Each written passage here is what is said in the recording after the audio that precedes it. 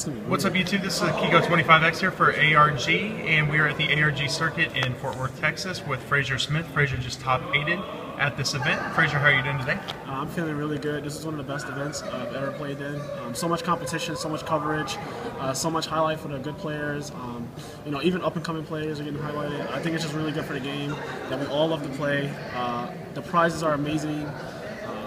There was note-taking, something I think that should be fine with Yu-Gi-Oh! It didn't really like impinge on anything. I don't know. I just thought it was a really, really good event, and I wouldn't even change a thing. Like, I love everything about it. I mean, yeah, it doesn't get much better than this. It was really good competition. The top 16 was loaded. I think 10 or 12 of the top 16 were some of your big name Billy players. Blake, Patrick Hoban. Jerry Williams, who has like 8 tops. Scott Page, Philly Luna. Philly has 4 wins. Yeah, Scott Page, a couple tops. Desmond Johnson. Yeah, Desmond Johnson. It was it was stacked. Like, it was a really, really good. It's just like the old days, in my opinion. It just has so many people that you already know, and that's not a bad thing. Yeah, that's not. You guys were smiling when you were playing, so that was fun to see. Yeah. So what deck were you running? I was running. I call it a Zori Dragon. It's Dragon Rulers with the Blue Eyes and Whitestone. It used the whole Dragon Ruler engine, so all 4 elemental dragons, and then Ravine and stuff. So I'll show you what the deck was.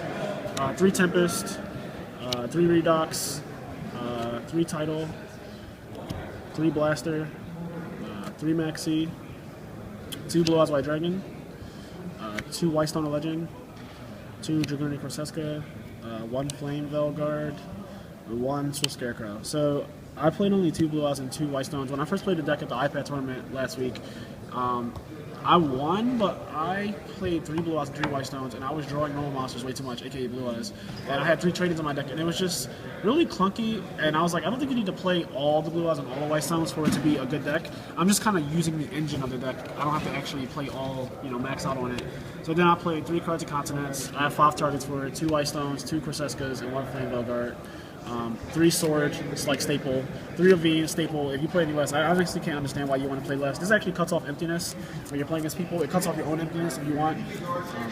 People who play their field spell and then emptiness you, they kind of get punished for it. So you played it over top of theirs, and you keep going with your turn. I watched a lot of your matches when we did features, and Ravine seemed to be the card that if people couldn't get rid of it, that was kind of their downfall. The player who kept the Ravine last was the player who usually won the game, because they just have a constant stream of free dragons, and the other person is struggling to make ends meet with just 1 dragon summon. So it's just really unfair if you keep yours on field. Every match I played against dragons, I always had the Ravine on the field the entire time. Like, I always found a way to just get theirs off the field. I even went like Scrap Dragon, tribute my Scrap Dragon, and pop your Ravine, just because I know how important that card was. I just left my field completely open, didn't have Scarecrow or anything. Watch you recycled Scrap Dragon 3 or 4 turns in a row with Red MD, I believe. Yeah. And so fantastic play. So yeah, 2 trade-ins. And then this is for the Blue Eyes. So I'm on 2 Blue Eyes, and I'm on 3 because I only played 2 cards they actually use it with, and then 2 DDR. This used to be Silver's Cry, which is the card that summons Blue Eyes from the graveyard, and it's quick play. It's really good, but it literally can only be used with Blue Eyes. And I realized that the whole point of playing the Blue Eyes engine is because you can remove Blue Eyes and Whitestone. It's like a free dragon summon, and they don't have to like go against anything that you're doing. So DDR, since they're going to get removed anyway, I don't have to worry about, if I draw a Silver Cry, I might want to keep Blue Eyes in the graveyard. If I remove Blue Eyes and I DDR it back for free, because I'm discarding an Elemental Dragon, it's still the same thing. And actually, this can help you make Draco Sack, Big Eye, Go for Game, like all the good plays like DDR can make. I can bring back Draco Sack after they Crimson Bladed me if it's root for play, which I did against Jerry. He Crimson Bladed me, but then I just had a Draco Sack and just DDR back, Tribute Pop, so that's really good. And then 1 Emptiness. I like this card a lot. I don't play 2 of it because I don't want to ever draw 2 of it unless, like, I just don't actually want to draw 2 of it against any matchup. Like, even against Dragons, I think that the 1 is fine because your hands can be bad, and this doesn't help bad hands at all. So I think 1 of it is fine, and I draw a lot of cards anyway, so I'm probably going to draw, obviously, Return because it's the best card in the game. Torrential Tribute and 1 Wing Blast. If I could change a card, I would definitely change this. This card, this whole weekend, like, it was okay, but no one really like played into it like I wanted them to. So I guess the things that I would change about my deck are after this event, I would just take out Torrential and 1 Corseska, and I would turn this into a Book of Moon, and I would turn this into a Debris Dragon. Because Debris Dragon would give me access to Star Eater, and Star Eater is a way for me in a mirror match. If they summon a Azuri Eyes Silver Dragon, I can beat over that, and I can also beat over Redoxes, and it also brings back Lifestone Legend. So like Debris Dragon has a lot of synergy with this deck. The only reason I played the Dragoon Koseska over it is because it's searchable with Ravine, but that wasn't as important as being able to search out a Debris Dragon at will too. So Debris Dragon would just been a better card to play one of than that. And it's different tribute. I just think that having Book of Moon and like Stardust or Book of Moon and like anything, like Colossal Fighter, have to go Scrap Dragon, so you just Book of Moon and you just Crimson Blade over top of it. So I think that Book of Moon has been a better card overall. And then as for the side deck, 2 Electric Virus. I've been siding this card since the last format. I think this card's amazing. 1 DD Crow. I was siding 2 of it. I don't think you need 2 of it.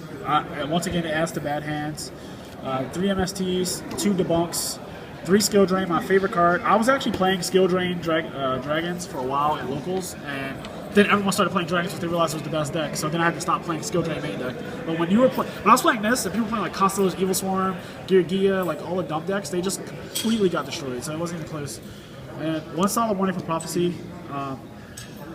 You can play this or Divine Wrath. They basically do the same thing, except this one you don't have to pay life points. But as long as you can stop World or stop them from summoning anything, you can just like destroy them. So that was the theory behind that. Eradicator, 1 Decree, and 1 is. I've been siding this last format too. I've never took it out my side deck. I think this card is amazing. You take their Ophion, you detach, you search it, and you kill them that turn. You just summon all your dragons. Ophion can attack. He's 25/50. So this card is amazing. And if you draw this card, you just set it, and next turn you go Electric Virus, take, activate, put 2 of your back rows in your hand and kill you. So it's the same thing. Like this card's really good. It also helps with like if you play against Evil Swarm, you can take it, Eradicator them. So many plays with that. And then for my extra deck, 1 Stardust, 1 Scrap, 1 Crimson Blader, 1 Colossal, 1 Azuri, 1 Fairy, another Wyvern, Army Arm, Red Dragon, 2nd Crimson Blader, 2 Draco Sacks, 1 Gaia Charger, 1 Heliopolis, and 1 Big Eye. If I could change anything about this extra deck, me and Billy both agreed that we should have been playing 2 Big Eyes. Whenever you have to summon a 2nd Big Eye, you would just win that turn so much easier. We struggled against a couple of times because we just didn't have a 2nd one. And if I had to cut something, I guess it would be like, I don't know. There's a lot of stuff I did not. Like I didn't summon this once. Like I never summoned this guy. Wow. Yeah, I never summoned this either. Like this is like really wishful thinking. Like things have to be going so well. I never summoned this card either. So like, it would be one of these 3 would just become another Big Eye. 2nd Big Eye is so important. I think it'd probably be this card because this card just doesn't even seem like you need it. So it'd probably be like a second Big Eye, make my tournament a lot easier. Because when they see a Big Eye in the graveyard, they're like, oh well, yours is gone. You can't do it again because most people play 1 and you just pop on them. So yeah, that's the deck. All right, man. Well, glad you guys had a lot of fun at this event. Is there anything else you want to say before you go? Yes. Well, there's 2 more events. One in Ohio in about 3 weeks, October 12th and 13th, I believe, and then there's one in Massachusetts in November, and there will be one scheduled for December as well. So there's no more other events for us to play. So I think that going to these events will be a really good thing. They're really fun. I think the attendance is going to get a lot bigger for Ohio and Boston. I think the attendance is going to be a lot better because more people are seeing like this is a real thing. We're getting real feature matches of the best players in the game. We're getting photo coverage. We're getting video coverage, which you've never had before. Like the game is officially taking off to a point where I think that it's very competitive and also still fun. You can definitely have both. There's no reason why you can't have competition and fun. So I think that we're all having fun here, and we're being competitive at the same time. So as always, remember, play hard and go home.